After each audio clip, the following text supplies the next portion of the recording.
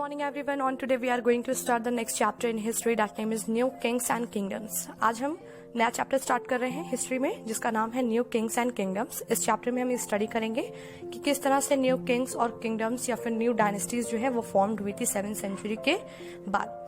So here is many new dynasties emerged after the 7th century. Map first show the major ruling dynasties in different parts of the subcontinents between the 7th and 12th centuries. कई ऐसी new dynasties जो थी वो 7th centuries के बाद क्या हुई थी, फॉर्म्ड हुई थी। मैप फर्स्ट में आपके देख सकते हैं कि कई ऐसे मेजर रूलिंग डायनेस्टीज जो हैं वो सब कॉन्टिनेंट्स के डिफरेंट पार्ट्स पे दिखाई दे रही हैं, जो कि क्या है 7th सेंचुरी से 12th सेंचुरी के बीच में क्या हुई थी, फॉर्म्ड हुई थी। So here is a map, you can see that clearly.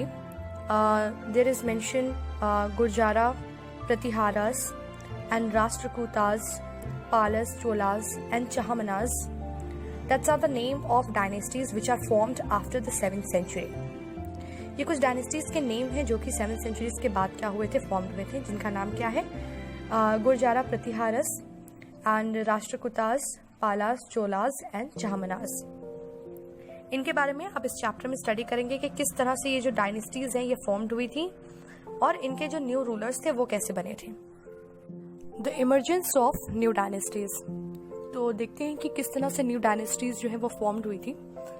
Bye the 7th century there were big landlords और warrior chiefs in different region of the subcontinents. Existing kings often acknowledged them as their subordinates और samants. They were expected to bring gifts for their kings or overlords, be present at their courts and provide them with military support. As Samants gained power and wealth, they declared themselves to be Mahasamant and Mahamandaleshwara, the great lord of a circle or regions and so on. Sometimes they asserted their independence from their overlords. सबसे पहले आप emergence of new dynasties को study करने से पहले आप यहाँ पर कुछ वर्ड्स को क्लियर करेंगे, ठीक है। सामंत, लैंडलॉर्ड, वॉरियर चिफ और सब ऑर्डिनेट्स। तो लैंडलॉर्ड्स और वॉरियर चिफ्स को ही सिमिलरली यहाँ पर क्या कहा गया है, सब ऑर्डिनेट या सामंत कहा गया है। तो 7th सेंचुरी में सब कॉन्टिनेंट्स के डिफरेंट रीजन्स पे कई ऐसे लैंडलॉर्ड्स, बड़े बड़े लैंडलॉर्ड्स और वॉरियर चिफ्स जो थे, जिन्हें किंग्स जो है एग्जिस्टिंग किंग यानी किसी रीजन का प्रेजेंट टाइम का जो किंग है वो उन्हें अपना क्या मानते थे, सब ऑर्डिनेट या सामंत मानते थे। उनसे एक्सपेक्ट करते थे कि वो उनके लिए गिफ्ट्स जो है वो लेकर आएंगे, गिफ्ट्स उन्हें ऑफर करेंगे। इसके साथ साथ जब भी किंग को उनकी रिक्वायरमेंट होगी वो कोर्ट में उस टाइम पे उनके साथ प्रेजेंट होंगे, और अगर इन केस कभी अदर डायनेस्टी उन पर अटैक करती है तो सामंत, लैंडलॉर्ड या वॉरियर चिफ जो है वो उन्हें क्या करेंगे, प्रोटेक्शन प्रोवाइड करेंगे मिलिट्री देकर, यानी मिलिट्री सपोर्ट प्रोवाइड करके उन्हें क्या करेंगे, प्रोटेक्शन देंगे।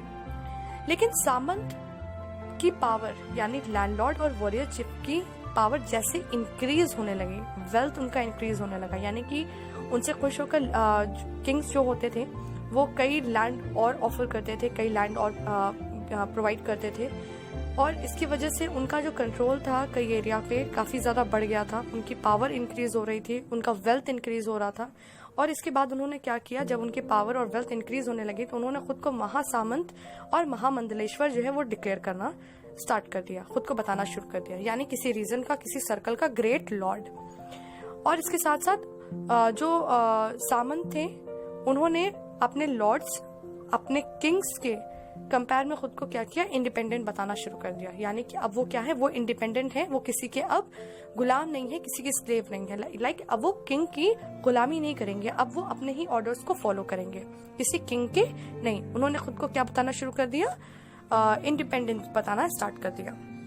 One such instance was that of the Rashtrakutas in the Deccan. Initially they were subordinate to the Chalukyas of Karnataka. In the mid 8th century, Dandi Durga, a Rashtrakuta chief, overthrew his Chalukya overlord and performed a ritual called Hiranyai Garbha, literally the golden womb. When this ritual was performed with the help of Brahmins, it was thought to lead to the rebirth of the sacrificer as a Kshatriya, even if he was not one by birth.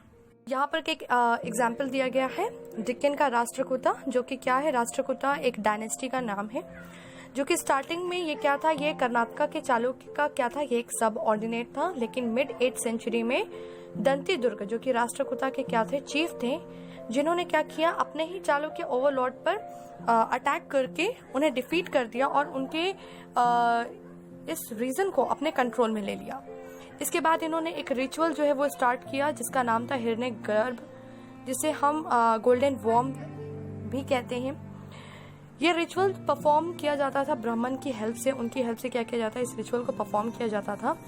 और इस ritual को करने का एक ही main reason था कि जो person बचपन से या बर्थ से क्षत्रिय ना हो, वो इस रिचुअल को परफॉर्म करके क्या बन सकता है, क्षत्रिय बन सकता है। In other cases, men from enterprising families used their military skills to carve out kingdoms. For instance, the Kadamba Mayura Sharman and the Gurjara Pratihara Harichandra were Brahmins who gave up their traditional professions and took to arms, successfully establishing kingdoms in Karnataka and Rajasthan respectively. यहाँ पर एक other examples भी दिया गया है कि जो enterprising families के जो मैन थे, उन्होंने अपनी मिलिट्री स्किल का यूज करके अपने किंगडम को क्या किया था, एक्सपेंड किया था।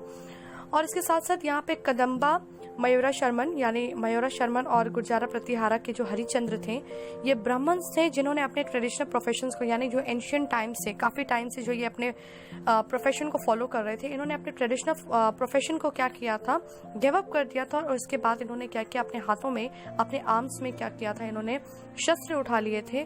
क्या करने के लिए, किंगडम को इस्टेब्लिश करने के लिए। तो इन्होंने कर्नाटका में और राजस्थान में अपने किंगडम को सक्सेसफुली इस्टेब्लिश किया था।